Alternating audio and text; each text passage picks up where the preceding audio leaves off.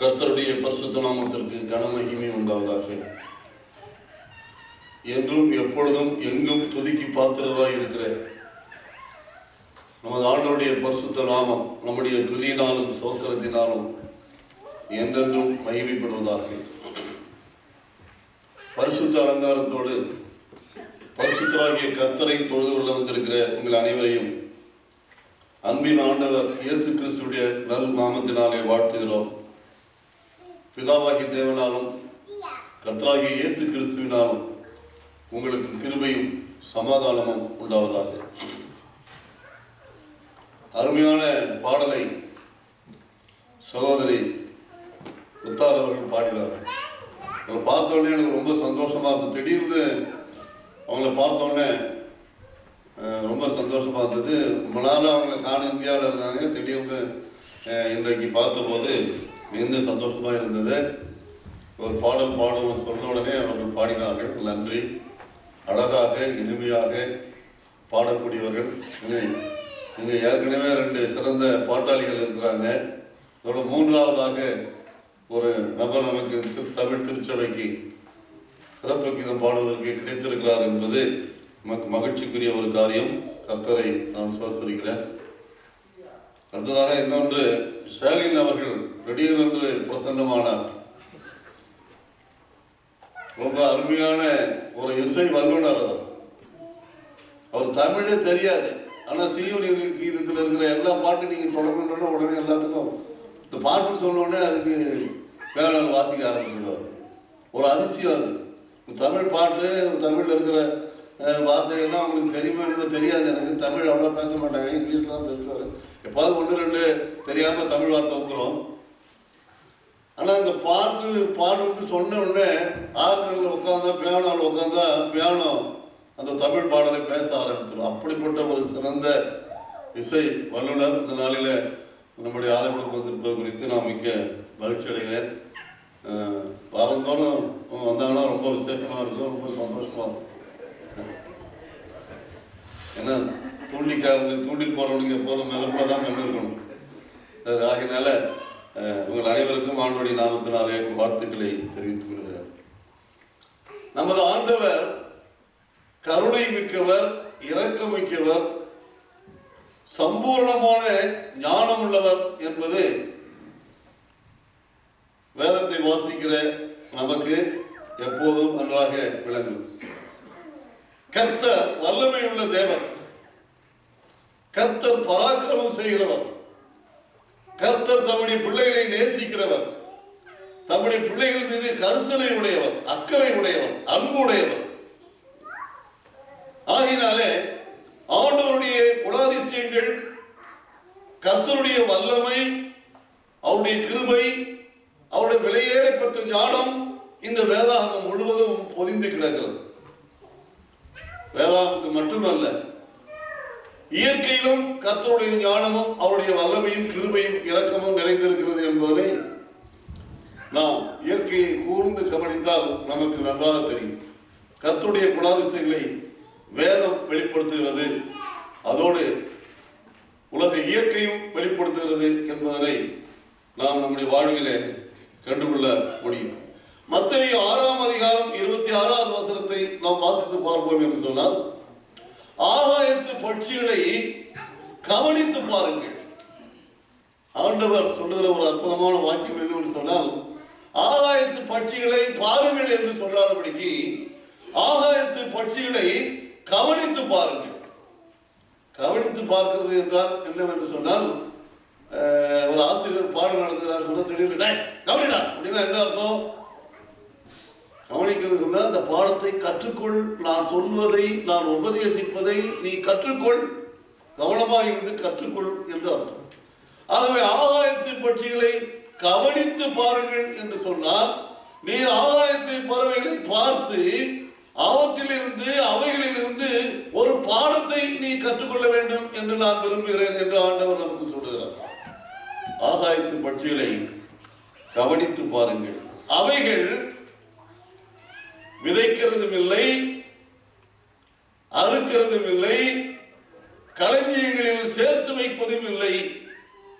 அவைகளுக்கும் உங்கள் பரமபிதா பிழைப்பூட்டுகிறார், அவைகளை காட்டிலும் நீங்கள் விசேஷித்தவர்கள் அல்லவா என்று ஆண்டவர் சொன்னார்.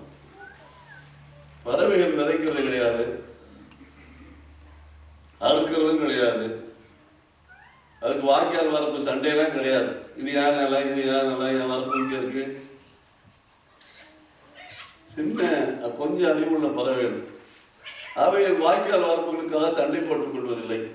இது ஏன் மரம், இது ஓ மரம், இது ஏன் டெரிட்டரி, அது ஓ டெரிட்டரி, நீ எப்படி இங்க வரலாம், நீ நேற்று அந்த மரத்தில் உட்காந்து இந்த மரத்துக்கு வந்திருக்க. பறவைகள் சண்டை போடுவதில்லை.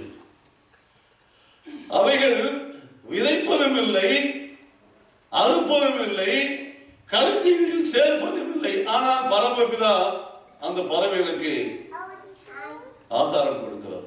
உலகத்துல எவ்வளவு பறவை இருக்குன்னு யாராலும் சொல்ல முடியுமா? முடியாது. ஜனத்தொகையை மட்டும் நம்ம கணக்கிட்டு 600 கோடி 700 கோடின்னு சொல்லியிருக்கிறோம். அதுல பாதி இந்தியாவிலும் பாதி சீனாவிலும் மட்டுமே இருக்கு. 600 கோடி 700 கோடி. ஆனால் இவைகளை காட்டிலும் பறவைகள் அதிகம். கோடிக்கணக்கான எண்ண முடியாத அளவிற்கு பறவைகள் இருக்கின்றன. அந்த பறவைகளுக்கு ஆண்டவர் உணவளிக்கிறார். அவைகள் விதைப்பதும் இல்லை, அறுப்பதும் இல்லை, களஞ்சியங்களில் சேர்த்து வைப்பதும் இல்லை. ஆனால் மகிழ்ச்சியாக இருக்கின்றன. பறவைகள் ரொம்ப பர்ஃபெக்ட். காலையில 5:30 மணிக்கு மேல எந்த பறவையும் தூங்காது, எந்த பறவையும் தூங்காது. நம்ம எப்ப வேணாலும் தூங்கிடுவோம். அது எனக்கு இங்க வந்த பிறகு ஒரு தூக்கம் வந்திருக்கு பாருங்க. சன் நியூஸ் உட்காந்து பார்ப்போம், 3 ஆஃப் போடுவாங்க. முதல் ஆஃப் முடிஞ்ச எம்மொன்னு ஆஃப் ஆயிடும். 8-9 மணிக்கு ஒருத்தர் சக்தி கிருஷ்ணசாமியே சக்தி சுப்பிரமணியம் வந்து ஒரு நாட்டு வைத்தியம் சொல்லிக்கிட்டு இருக்காரு. அதெல்லாம் நான் கேட்கணும் ரொம்ப ஆர்வமா கேட்டுக்கிட்டு இருப்பேன். அவர் மக வந்து ஒரு கஷாயம் வைக்கும், இதெல்லாம் போட்டு இந்த கஷாயம் வைக்கலான்னு. அது கஷாயம் வச்சுக்கிட்டே இருந்தா அது குடிக்கிறதுக்குள்ள நான் தூங்கிடுவேன். கொஞ்ச நேரம் உட்கார்ந்து இருந்தா போதும், கொரட்ட சத்தம் எடுத்து வந்துடும். உடனே பேர வந்து தாத்தா அதுக்குள்ள என்ன தூங்கிட்டியா அப்படின்னு. 5:30 மணிக்கு மேல எந்த பறமையா தூங்கிங்க பாத்துறீங்களா? நீங்க சண்டே நான் ஃபுல்லா தூங்க தான் போறேன்னு எங்கேயாவது எந்த பறவையாவது படுத்து தூங்கி நீங்க பாத்துட்டீங்களா? ஒரு பறவையும் தூங்காது. 5:30 மணிக்கு மேல தூங்காது. அதே மாதிரி மாலை 6 மணிக்கு பிறகு இருட்டிய பிறகு எந்த பறவையும் சாப்பிடாது. நம்ம எப்படி எப்ப கொடுத்தாலும் வெட்டுதான். காசு இல்லாம இலவசமா எடுத்தா எப்ப வேணாலும் சாப்பிட நம்ம தயார். என் தம்பி சின்ன பிள்ளை இல்லை, தூங்கிடுவான். 7 மணிக்கு தான் தூங்கிடுவான். எங்க அம்மா 8:30 மணிக்கு தான் சாப்பாடு போட எழுப்பான். எந்திரிக்க மாட்டான். அவனை அப்படியே கொண்டு வந்து அப்படியே தூங்கிட்டே இருப்பான். சாப்பாடை விட்டு வாயை மட்டும் திறப்பான். கண்ணெல்லாம் திறக்க மாட்டான். வாயை மட்டும் திறந்து ஒரு தட்டு சாப்பிட்டு அப்படியே படுத்துருவான். சாப்பாடு மட்டும் வாயை திறக்கும். எப்ப கொடுத்தாலும் சரி. நம்ம ஊர்ல தமிழ்நாட்டில் போய் பாருங்க, 1 மணிக்கு போய் நம்ம பஸ் ஸ்டாண்ட்ல இறங்கினாலும் அங்கே ஒருத்தர் புரோட்டா கொத்து புரோட்டா அடிச்சிட்டு. புரோட்டா இல்லாத பஸ் ஸ்டாண்டு கிடையாது. எப்போ பார்த்தாலும் கிடைக்கும். தமிழ்நாட்டினுடைய தேசிய உணவு புரோட்டா. எப்போ வேணாலும் கிடைக்கும், எங்கே வேணாலும் கிடைக்கும், எப்போ போனாலும் கிடைக்கும். 2 மணியா 1 மணியா அவன் விற்கிறதுக்கும் ஆள் ரெடியா இருக்கான், திங்கிறதுக்கும் ஆள் ரெடியா. பறவைகள் வாழை இருட்டிய பிறகு உணவு உண்பது இல்லை. இதெல்லாம் நம்ம அங்கிருந்து கத்துக்கணும். எப்போ கத்துக்கிறது தெரியல. அவைகள் விதைப்பதும் இல்லை, அறுப்பதும் இல்லை, களஞ்சியங்களில் சேர்ப்பதும் இல்லை. ஆனால் அவைகளுக்கு பரமபிதா படைப்பு விட்டுகிறார். அடுத்த நாம ஒரு பகுதியை வாசித்தாங்க. காட்டு புஷ்பங்கள் எவ்வாறு வளர்கிறது என்று கவனித்து பாருங்கள். அங்கேயும் கவனித்துதான் பார்க்க சொல்ல ஆண்டவர். பார்த்தீங்களா, புஷ்பன்னு சொல்லாம, வீட்டு புஷ்பன்னு சொல்லாம, காட்டு புஷ்பன்னு சொன்னார். சாலை ஓரங்களில் கேட்பாரற்று முளைத்து கிடக்கின்ற அந்த காட்டு புஷ்பங்கள் எவ்வளவு அழகாய் வளர்ந்து பூத்திருக்கின்றன. சில சத்துல வாக்கிங் இப்ப போறதில்ல. இந்த பூலாம் பூத்தவருக்கு குளிர் போறதுக்கு அப்ப வாக்கிங் போனா இது காட்டு செடியான்னு வியக்கிற அளவுக்கு 2 பக்கமும் அழகான பூ அந்த காட்டு செடியில இருக்குது. ஆண்டவருடைய அற்புதமான படைப்பு. சொல்றார், அந்த மகிமையில் சாலமோன் முதலாய் இது போல யாரும் கலர்ஃபுல்லா ட்ரெஸ் போட்டதே கிடையாது. பறவைகளுக்கு, புஷ்பங்களுக்கு ஆண்டவர் மிகப்பெரிய ஆசீர்வாதத்தை கொடுத்திருக்கிறார். இந்த மலரில் இருந்து, ஒரு மலரில் இருந்து இன்றைக்கு ஒரு சிறிய ஆவிக்குரிய பாடத்தை கற்றுக்கொள்ள வேண்டும் என்பது என்னுடைய ஆசை. அதற்காக நான் தெரிந்தெடுத்துக் கொண்ட மலர் என்னவென்று சொன்னால் சூரியகாந்தி. எல்லாருக்கும் தெரியும், சூரியகாந்தி பூவை நல்லா பார்த்துருக்கிறீங்க. இந்த சூரியகாந்தி பூவினிலிருந்து 3 ஆவிக்குரிய ஆசீர்வாதங்களை, காரியங்களை இன்றைக்கு நாம் கற்றுக்கொள்ள வேண்டும்.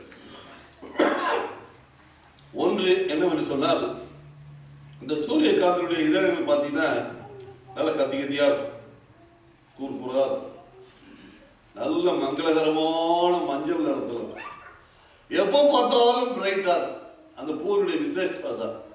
நீங்க காலையில பார்த்தாலும் சரி, மதியம் பார்த்தாலும் சரி, சாயந்தரம் பார்த்தாலும் சரி, குளூர்ல பார்த்தாலும் சரி, வெயில்ல பார்த்தாலும் சரி, மழையில பார்த்தாலும் சரி, எவர் பிரைட், எப்போதும் பிரகாசமாக இருக்கிற ஒரு அற்புதமான பூ இந்த சூரியகாந்தி. இதுல இருந்து நாம என்ன பாடம் கற்றுக்கணும் சார் அப்படின்னு சொன்னா, எப்போதும் மனரம்யமாய் இருக்க கற்றுக்கொண்டேன். பவுலார் சொல்றார், எப்போதும் மனரம்யமாய் இருக்க நாம் கற்றுக்கொள்ள வேண்டும். சில சமயத்தில் நம்ம என்ன செய்யறோம், ஒரு சின்ன கஷ்டம் வந்துட்டா சர்ச்சுக்கு வர மாட்டாங்க, கோயிலுக்கு வர மாட்டாங்க, கோச்சிக்கிட்டு போயிடுவாங்க, கோபம் வந்துடும். எல்லா மனுஷனுக்கும் வருத்தம் வந்தோன்னா முதல்ல ஸ்டாப் பண்ற விஷயம் என்னன்னா, கோயிலுக்கு போறோம், சர்ச்சுக்கு போறோம், அதான் முதல்ல நிறுத்துவோம். ஒரு சின்ன கஷ்டம் வந்துச்சு அப்படின்னு நிற்பாட்டோம். எங்க ஊர்ல ஒரு அம்மா, அவங்க சொந்தக்கார பையனுக்கு வேலை கொடுக்கல, அவங்களுக்கு கோபம் வந்துருச்சு.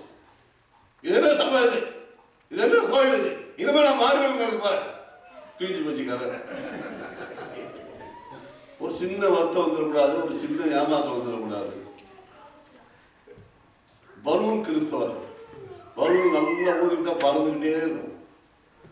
நல்ல ஆசீர்வாதம் கிடைச்சிக்கிட்டா சரி சரி சரி இதுதான் நல்ல சபை, ஏதோ சமுத்திரை மாதிரி இல்லாம ஒரு சின்ன ஊசியால் ஒரு குத்து குத்து புத்துக்கிட்டு கீழே வந்துடுவோம். ஒரு சின்ன துன்பம் வந்தா போதும், ஒரு சின்ன ஏமாற்றம் வந்தா போதும், நம்முடைய மனரம்யத்தை நாம் எழுந்து விடுகிறோம். பவுலார் என்ன சொல்றாரு பாருங்க, பிலிப்பியர் 4ஆம் அதிகாரம் 11-12 வாசிங்க. என்னுடைய குறைச்சலினால் நான் இப்படி சொல்லுகிறது இல்லை, எனக்கு வாழ்ந்திருக்கிறதும் தெரியும். இன்னும் அந்த இடத்துக்கே போலியா? பிலிப்பியர் 4:11 எங்க இருக்கு தேடுறீங்களா?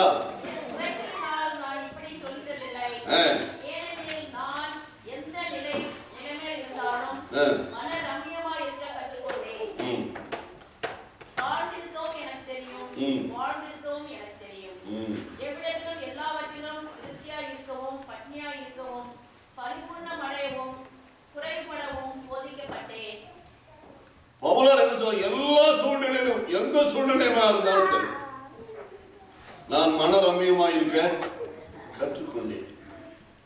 இந்த மனரம்யமாய் இருப்பதை சூரியகாந்தி பூவிடத்தில் நாம் கற்றுக்கொள்ள வேண்டும். கஷ்டம் வந்து விட்டதுக்காக, துன்பம் வந்து விட்டதற்காக சத்தியத்தை விட்டு, சபையை விட்டு, ஆண்டவராகி இயேசு கிறிஸ்துவை விட்டு ஓடி போய்விடக்கூடாது. சில சமயங்கள்ல எவ்வளவுதான் விசுவாசம் இருந்தாலும் நமக்கு ஒரு ஏமாற்றம் வருகிற போது ஒரு வருத்தம் வந்து விடுகிறது. நான் வந்து பேப்பர் கரெக்ஷனுக்கு போயிருந்தேன், சென்ட்ரல் வேரியேஷன் அரசாங்க பேப்பர் திருத்தத்துக்கு. திங்கட்கிழமை, செவ்வாய்க்கிழமை, புதன்கிழமை, வியாழக்கிழமை, வெள்ளிக்கிழமை 5 நாள் நான் பேப்பர் திருத்துறேன். அடுத்தது சனிக்கிழமை வந்துட்டு, அது தமிழ் வருஷம் போகிறதுனால அது ஹாலிடே ஆயிடுச்சு, அதனால லீவு கிடைச்சிச்சு. அப்புறம் மறுபடியும் திங்கட்கிழமையிலேருந்து தொடங்கி ஒரு வாரம் ஓடிச்சு, மறுபடியும் சனிக்கிழமை வந்துட்டு. ஓய்வு நாள் வந்தோடனே நான் போய் அந்த ஆஃபீஸர்கிட்ட போயிட்டு, நான் ஓய்வு நாளில் வந்து வரமாட்டேன், திருத்த முடியாது அப்படின்னு சொல்ல, முடியவே முடியாதுன்ட்டார் அந்த மனசு. கல்லூரி முங்காம், நீ வந்து திருத்திதான் ஆகணும், இல்லைன்னா வர வேண்டாம், இன்னும் திருத்தறதுலாம் ஒன்றும் கிடையாது அப்படின்றாரு. நான் எவ்வளோ கஞ்சி பார்க்க முடியாது, நான் இப்போ வரமாட்டேன் பையா அப்படின்னு சொல்லிட்டு வந்துட்டேன். பரிசு எழுத போகல. வந்து வீட்டில் வந்து ரொம்ப வருத்தமாக இருந்தது. வெள்ளிக்கிழமை ராத்திரி வந்து ரொம்ப சோகமாக இருந்தது, வீட்டமாக இருந்தது. ஏங்க மூஞ்சி உம்முன்னு வச்சுருக்கீங்க, ஏற்கனவே பார்க்க சகிக்காது, இப்போ வேறு உம்முன்னு வச்சுருக்கீங்க ஏன்னு கேட்டாங்க. இப்படி சம்பவம் நடந்து போச்சு, இப்படி இவ்வளோ நாள் திருத்துல என்னை விரட்டி விட்டாங்க அப்படின்னு சொல்லி. இப்போ அவங்க சொன்னாங்க, இதுக்கு ஏன் போய் கவலைப்படுறீங்க, இது போனால் போட்டோம் ஆண்டவருக்காக தானே விட்டு வந்துருக்கீங்க, அதுக்கு போய் ஏன் கவலைப்படுறீங்க, இது போச்சுன்னா இன்னொன்று பெருசாக அதிகமாக ஆண்டவர் கொடுப்பார் அப்படின்னு சொன்னாங்க. அடுத்த நாள் சர்ச்சுக்கு நான் போயிட்டு வந்த போது எனக்கு ஒரு தபால் வந்துருச்சு. இந்த வீட்டம்மா சொன்ன மாதிரி ஒரு அதிசயம் அங்கே காத்திருந்துச்சு. அப்போ ஸ்ரீலங்காவில் எஜுகேஷன் கவுன்சில் ஒன்று நடந்துச்சு. அதுக்கு யாரெல்லாம் போவாங்கன்னு சொன்னால் ஹெட் மாஸ்டர்ஸ், பிரின்சிபால், பிரசிடென்ட்ஸு, அவங்க தான் போவாங்க. அப்போ நான் ஆசிரியராக தான் இருந்தேன். ஆனால் இந்த சதன் ஏசியா டிவிஷன்ல 7 நாடுகள் இருந்துச்சு. அந்த 7 நாடுகள்லையும் எக்ஸ்பீரியன்ஸ் டீச்சர் 2 பேரை செலக்ட் பண்ணுவோம் அப்படின்னு சொல்லி அதிசயமா 2 பேரை செலக்ட் பண்ணியிருந்தாங்க. ஒருத்தர் ஒரு பாகிஸ்தான்காரு, இன்னொருத்தர் நான். எனக்கு ஒரு செலக்ட் ஆகி அந்த மீட்டிங்ல கலந்துக்கிறதுக்கு ஒரு வாய்ப்போட ஒரு கடிதம் நம்மளுடைய டிவிஷன்ல இருந்து வந்துருந்துச்சு. இப்போ எங்க வீட்டை சொன்னாங்க, நேத்தெல்லாம் இந்த 3/4 ரூபாய்க்கு ரொம்ப வருத்தப்பட்டது இல்லைங்க, பாருங்க பிரின்சிபாலுக்கு ஹெட் மாஸ்டருக்கு கிடைக்கிற அந்தஸ்து உங்களுக்கும் கிடைச்சிருக்கு பாருங்க. நீங்க ஹெட் மாஸ்டர் இல்லாட்டி போனாலும் பிரின்சிபால் இல்லாட்டி போனாலும் ஸ்ரீலங்காவுக்கு போற வாய்ப்பு ஆண்டவர் கொடுத்துருக்காரு பாருங்க. இதற்கு இதை ஏன் சொல்கிறேன் என்று சொன்னால், ஒரு கஷ்டம் வந்தது என்று சொன்னால் ஆண்டவர் நமக்கு இன்னொரு நன்மையை தரப்போகிறார் என்றார். நம்முடைய கையில் இருக்கிற ஒரு பொருளை ஆண்டவர் பறித்துக் கொண்டார் என்றால் அதை விட ஒரு முக்கியமான பொருளை நம்முடைய கையிலே வைப்பதற்கு நம்முடைய கரத்தை ஆண்டவர் ஆயத்தப்படுத்துகிறார் என்றார். அதற்காக நாம் சமாதானத்தை இழந்துவிடக்கூடாது, மன ரம்யத்தை நாம் ஒருபோதும் விட்டுவிடக்கூடாது. எந்த சூழ்நிலையிலும் கர்த்தரை மகிமையோடு துதிப்பதற்கு நாம் பழக வேண்டும். தாவீதுடைய வாழ்க்கையில நான் பார்த்தோம் சொன்ன சங்கீதம் என்ன பாடியிருக்காரு, எல்லாத்தையும் ரொம்ப சந்தோஷமா. வேதம் சொல்லுது, ஒருத்தர் மகிழ்ச்சியா இருந்தால் சங்கீதம் பாட கடவுள்னு சொல்லி. இது தாவீது பாடின போது எல்லா சங்கீதத்தையும் ரொம்ப குஷியா இருக்கும் போதுதான் பாடினார்னு அர்த்தம் கிடையாது. ரொம்ப சந்தோஷமா 18வது சங்கீதத்தை பாடினார். ஆனா அதே சமயத்துல 3வது சங்கீதத்தை எப்ப பாடினார் தெரியுங்களா? தன்னுடைய மகனாகிய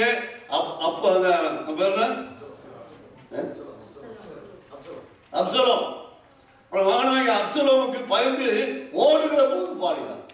மகனுக்கு பயந்து அப்பா ஓடுறார். அப்ப பாடின பாட்டுதான் 3வது சங்கீதம். அந்த வேதனையிலும் ஆண்டவரை அவர் துதிப்பதற்கு மறந்து விடவில்லை. என் மகன் என்னை விரட்டுற மாதிரி ஆண்டவர் வச்சுட்டாரு, இவர் என்ன கடவுள் அப்படின்னு சொல்லி அவர் விலகி போகவில்லை. அப்போதும் ஆண்டவரை துதித்துக் கொண்டே ஓடினார் என்று நாம் பார்க்கிறோம். 34வது சங்கீதம், அபிமெலேக்கு இந்த அரசருக்கு முன்பாக இவர் அவனுக்கு தெரியாமல் ஓடி போய் சவுலுக்காக பயந்து கொண்டிருக்கிற போது அபிமெலேக்கு அரசு போய் ஒரு மாறு வேஷத்துல போனார். அதை அவன் கண்டுபிடிச்சிட்டான். அவரை விரட்டான். அப்போ பாடினதான் 34வது சங்கீதம். இந்த சங்கீதத்தை வாசிக்கும் போது எப்போது வந்து சங்கீதம் பாடப்பட்டது அதுக்கு மேல இருக்கும். அதை வாசித்து பாருங்க. நம்ம அதெல்லாம் வாசிக்கிறது, சங்கீதமே வாசிக்கிறது இல்லை, அது வேறு வச்சுக்கோ. அப்படியே வாசித்தாலும் மேலே என்ன பண்ணுறான், அவன் என்னென்ன போடுறான், நமக்கு என்ன அப்படின்னு அதெல்லாம் வாசித்து பார்க்கறது. அதெல்லாம் பார்த்தீங்கன்னா ரொம்ப ஆழமான சத்தியம் அதில் இருக்குது. எப்போ இந்த சங்கீதத்தை எந்த சூழ்நிலையில் பாடினார்? 51வது சங்கீதத்தை எப்போ பாடினார்? பத்சேபாகிட்ட அவர் தவறாக நடந்து கொண்ட போதும் மனம் வருந்தி பாடினார். ஒவ்வொரு சங்கீதத்தையும் ஒவ்வொரு சூழ்நிலையிலும் அவர் பாடினார். அந்த சங்கீதத்தின் மூலமாக அவர் எப்போதும் ஆண்டவரை விட்டுவிடாதபடிக்கு உறுதியாக அவர் இருந்தார். மனரம்யமாக இருப்பதற்கு நாம் கற்றுக்கொள்ள வேண்டும். ஒரு பெரியவர்கிட்ட போய் ஒருத்தர் கேட்டார், நீங்க எப்ப பார்த்தாலும் மனரம்யமா இருக்கீங்க, சந்தோஷமா இருக்கீங்க, எவனாவது திட்டா கூட நீங்க கவலைப்பட மாட்டேங்கிறீங்க, யாராவது உங்களை போனதா கூட நீங்க ரொம்ப அதுக்காக ஆடுகிறது மகிழ்றது இல்லை, எப்போதும் ஒரே லெவல்ல இருக்கீங்களே, எப்படியா அப்படின்னு கேட்டேன். அது எப்படி நான் கத்துக்கிறதுன்னு கேட்டேன். நானும் அந்த மாதிரி இருக்க ஆசைப்படுறேன், எப்போதும் ஒரே சூழ்நிலையில் இருக்க என்ன செய்யணும் அப்படின்னு. அப்ப சொன்னாரு, இந்த கழுதையை போய் பாருன்னு சொன்னார். கழுதையை போய் பார்க்கணுமா அப்படின்னு. ஆமா, கழுதை வரும் நாளைக்கு, நாளைக்கு அதை போய் பாரு, கத்துக்கலாம்னு சொன்னார். இவர் இந்த மனுஷன் வெளியே காலம் போய் அந்த குளத்தாங்கல்ல உட்காந்துருந்தார். அந்த சலவை தொழிலாளி அந்த அழுக்கு மூட்டையெல்லாம் சுமந்துக்கிட்டு அந்த கழுதை வந்துச்சு. மூட்டையை இறக்கி வச்சுட்டு அது மேய போயிட்டு, மூட்டையை அதை இறக்கி வைக்கல, ஒரு தொழிலாளி இறக்கிட்டாரு, அது போய் மேய போயிட்டு உட்காந்து பார்த்துக்கிட்டே இருக்கு. அது வேடா பேச மேய்ஞ்சிக்கிட்டே தான் இருக்கு. எந்த தர அதை கழுதிட்டு போய் கற்றுக்கிட்டாரு, ஒரு வந்ததுலேருந்து அது மேய்ஞ்சிக்கிட்டே தான் இருக்கு, தின்னுக்கிட்டே தான் இருக்கு. சாயந்தரம் அந்த துணியெல்லாம் எடுத்து காய வச்சு மூட்டை கட்டி அது மேலே அந்த கழுதை கொண்டு அது மேலே வச்சு அது பாட்டு தூக்கிட்டு போயிடுச்சு. திரும்பி அவர்கிட்ட போனால் பெரியவர்கிட்ட, என்னையா ஒரு நாள் பூரா வேஸ்ட்டாக போச்சு, கழுதைக்கு பக்கத்தில் போய் உட்காந்துருந்தேன், ஒன்றும் பிரயோஜனம் இல்லை, ஒன்றுமே கற்றுக்கல, அது என்னத்தை கற்றுக்க சொன்னீங்க அப்படின்னு கேட்டார். அப்போ அவர் சொன்னார், மூடனே, இது கூட அவளுக்கு தெரியல, காலையில் அந்த கழுதை எப்படி வந்துச்சோ அதே மாதிரி தான் மாலையில் போச்சு. ஆனால் காலையில் வரும்போது அழுக்கு மூட்டிய சுமந்துட்டு வந்துச்சு, அதுக்காக அது வருத்தப்படல. சாயந்தரம் போகும்போது வெளுத்த தூய்மையான ஆடுகளை சுமந்துட்டு போச்சு, அப்போ அதுக்காக அது சந்தோஷப்படலை. அழுக்கு மூட்டையை வச்சாலும் அப்படிதான் இருந்துச்சு, வெளுத்த துணியை வச்சாலும் அது அப்படிதான் இருந்துச்சு. அப்படிதான் நாமும் இருக்கணும், என்ன வந்தாலும் சரி ஒரே நிலையில் இருக்கணும். நான் அந்த கழுதைகிட்ட தான் கற்றுக்க, கழுதை நீயும் போய் அதை கிட்ட கற்றுக்கன்னு சொன்னார். இந்த சூரியகாந்தி பூரத்திலிருந்து நாம் முதலாவது கற்றுக்கொள்ள வேண்டிய ஆவிக்குரிய பாடம் என்னவென்று சொன்னால், எப்போதும் மன ரம்மியமாக இருப்பது. இரண்டாவதாக என்னவென்று சொன்னால், அதனுடைய குணாதிசயம் என்னன்னு சொன்னால், அது எப்போதும் சூரியனையே பார்த்துக்கணும். சூரியன் டேனாச்சுன்னா அப்படியே திரும்பி சாயந்தரம் பார்த்தீங்கன்னா காலையில் கிழக்கு பார்க்கும், சூரியன் போன திரும்பி சாயந்தரம் வந்து எங்கே பார்க்கும், மேற்க பார்த்துக்கணும். சூரியனையே அது பார்த்து கொண்டிருக்கும். இதில் நாம் கற்றுக்கொள்ள வேண்டிய ஆவிக்குரிய பாடம் என்னவென்று சொன்னால், நீதியின் சூரியனாகிய கிறிஸ்துவை நாம் எப்போதும் நோக்கி பார்த்து கொண்டே இருக்க வேண்டும். இதான் நாம் கற்றுக்கொள்ள வேண்டிய இரண்டாவது பாடம்.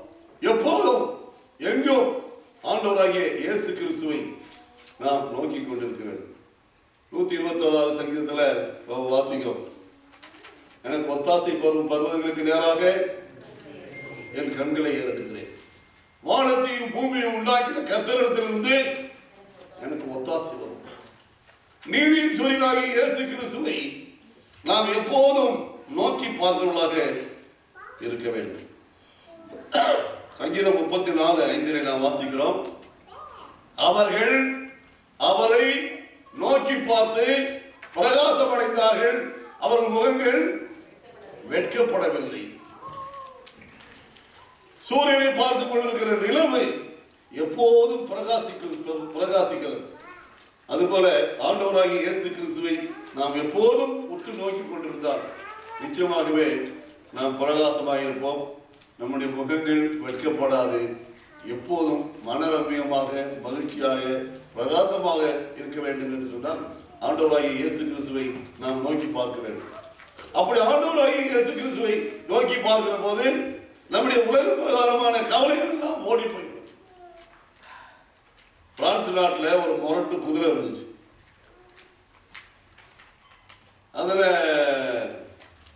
அதனை அடக்குகிறவர்களுக்கு ஏராளமான பரிசு என்று பிரெஞ்சு அதிபர் அறிவித்திருந்தார். நிறைய பேர் அந்த குதிரையை அடக்குவதற்கு முன் வந்தார்கள். வாலிபர்கள், உயரத்தை பாட்ட சாட்டமான வாலிபர்கள்லாம் முன் வந்தாங்க. குதிரையில ஏறி குதிரையை கொஞ்சம் தூரம் போகணும்னா குதிரை 4 துள்ளி உட்காந்து கீழே தூக்கி இருந்துச்சு. அவ்வளவு முரட்டு குதிரை. ஒருவனால அந்த குதிரையை அடக்க முடியல, அவ்வளவு அட்டகாசமான ஒரு குதிரை. அப்போது அலெக்சாண்டர் வந்தார். அவர் வாலிபனா இருக்கிற போது அலெக்சாண்டர், நான் இந்த குதிரை அடக்கிறேன் அப்படின்னு சொன்னார். சரின்னு சொன்னார். அவர் அந்த குதிரையை உட்கார வச்சு ஏறி குதிரையை ஓட்டிகிட்டே போனார். குதிரை என்ன அதிசயம் தெரியுமா, ரொம்ப சாதுவா போயிட்டே இருக்கு. சாதுவா இவ்வளவு பெரியும் எகிரி தள்ளின அந்த குதிரை அலெக்சாண்டர் உட்கார்ந்த பிறகு ரொம்ப சாதுவா போயிட்டு சாதுவா வந்துச்சு. அப்ப எல்லாரும் கேட்டாங்க, என்னையா அதிசயமா இருக்குது, இவ்வளவு பேர் குதிரையில ஏறி போனாங்க, எல்லாரும் தங்கின குதிரை, ஒன்றை மட்டும் இப்படி இவ்வளவு சாந்தமா கூட்டிட்டு போய் வந்துட்டு நீ அப்படி என்ன ஆந்திரம் வச்சிருக்கேன்னு கேட்டார். அப்ப அவர் சொன்னார், ஒண்ணுமே இல்லை, எல்லாரும் குதிரை ஏறி அடக்கும் போது நான் கவனிச்சுக்கிட்டே இருந்தேன். எல்லாரும் ஒரு தப்பு பண்ணாங்க, எல்லாரும் சூரியனுக்கு எதிராக போனாங்க. அப்படி போகும்போது அந்த குதிரைக்கு முன்னால அதனுடைய நிழல் விழுந்துச்சு. அந்த நிழலை பார்த்துதான் அந்த குதிரை அந்த குதிக்குதுன்னு எனக்கு நல்லா தெரிஞ்சிச்சு. எல்லாரும் சூரியனுக்கு எதிர் திசையில போனதுனால இந்த சூரியனுடைய நிழல் இந்த குதிரைக்கு முன்பாக இருந்தது. அதை பார்த்து குதிரை அப்படி துள்ளி சவாரி சேவல வீழ்த்தியது. அதனால நான் ஒரு பாடத்தை நான் என்ன பண்ண சொன்னா, சூரியன் எங்க இருக்கோ அதை நோக்கி அந்த குதிரையை ஓட்டினேன். அப்போது என்னாச்சு,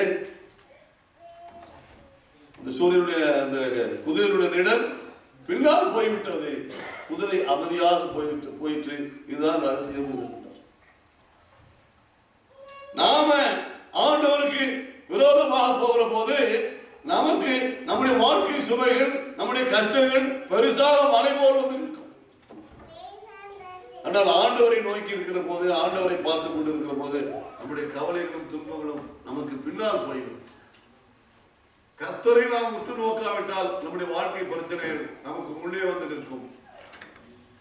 கர்த்தரை நாம் நோக்கி பார்த்தால் நம்முடைய வாழ்க்கை பிரச்சனைகள் நமக்கு பின்னே போய்விடும். அதனால இந்த சூரியகாந்தி பூவிடத்திலிருந்து நாம் கற்றுக்கொள்ள வேண்டிய இரண்டாவது பாடம் என்னவென்று சொன்னால், நாம் சூரியனை உற்று நோக்க வேண்டும், சூரியனை பார்த்து கொண்டே இருக்க வேண்டும். மூன்றாவதாக கற்றுக்கொள்ள வேண்டிய ஒரு பாடம் என்னவென்று சொன்னால், அது சூரியனை போலவே இருக்கும். அதான் முக்கியமானது. எப்போதும் மனரம்யமாக இருக்கும், மனரம்யான ரொம்பவும் பிரகாசமா இருக்கும். இரண்டாவது சூரியனை பார்த்து கொண்டிருக்கும். மூன்றாவதாக எப்படி இருக்காது, அதுவும் சூரியனை போலவே இருக்கும். ஆண்டவருடைய பெயரை தெரிந்திருக்கிற நாம் கர்த்தராகிய இயேசு கிறிஸ்துவை போல நாம் ஆக வேண்டும். ஆண்டவரை போல நாம் ஆக வேண்டும். அவருடைய சாயல் நமக்கு வர வேண்டும். இதெல்லாம் முடியுமா, வருமா அப்படின்னு நமக்கு ஒரு கொஸ்டின் வரும். என்ன காலையில் நிறைய டிஸ்கஷன் வந்து பார்த்து, நம்ம நீதிமானா வாழ முடியுமா? வாழணும், அதுக்குதான் நம்மளை ஆண்டவர் அடிச்சிருக்காரு. இந்த 10 கற்பனையை கைப்பிடிக்க முடியுமா? கடைபிடிக்கணும், அதுக்குதான் ஆண்டவர் நம்ம கூப்பிட்டுருக்காரு. இந்த பைபிள்ல உள்ள இப்படிலாம் நடக்க முடியுமா? நடக்கணும், அதுக்குதான் ஆண்டவர் நம்ம கூப்பிட்டுருக்காரு. முடியுமா முடியாதாங்கிற பிரச்சனையே கிடையாது. முயற்சி செய்வது நம்முடைய கடமையா. முடியுமா முடியாதா? தண்ணி ஜில்லுன்னு இருக்குமா, ஆறு இழுத்துட்டு போமா இழுத்துட்டு போகாதா? நீச்சல் வருமா வராதா? ஒண்ணுமே வராது. முயற்சியே இல்லாம எப்படி இது நடக்குமா, இது நடக்காதா, நீதிமானா இருக்குமா, இருக்க முடியுமா? இருப்பதற்குள்ள நீதிமானா இருப்பதற்குள்ள காரியங்கள் என்னவோ அதை முயற்சி செய்.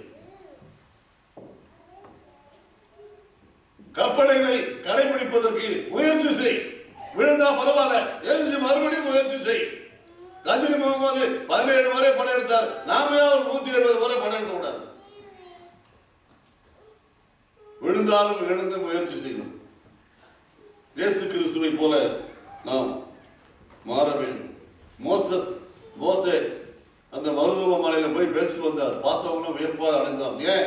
அவருடைய முகம் இயேசு கிறிஸ்து மாதிரி இருந்துச்சு, ஒரு தூதனை போல இருந்துச்சு. சேவான் கல்லெறியும் போது அவருடைய முகம் எப்படி இருந்துச்சு? எப்படி இருந்துச்சு? ரொம்ப விகாரமா பயந்துட்டு இருந்துச்சா? இல்ல, ஒரு தேவதூதனை போல அவருடைய முகம் பிரகாசித்தது. இயேசு கிறிஸ்துவை நோக்கி பார்க்கக்கூடிய முகம் இயேசு கிறிஸ்துவை போல மாறும். நம்முடைய வாழ்க்கையில் இயேசு கிறிஸ்துவை போல மாற வேண்டும். 1 யோவான் 3ஆம் அதிகாரம் 2வது வாக்கியத்தை வாசிங்க. 1 யோவான் 3:2.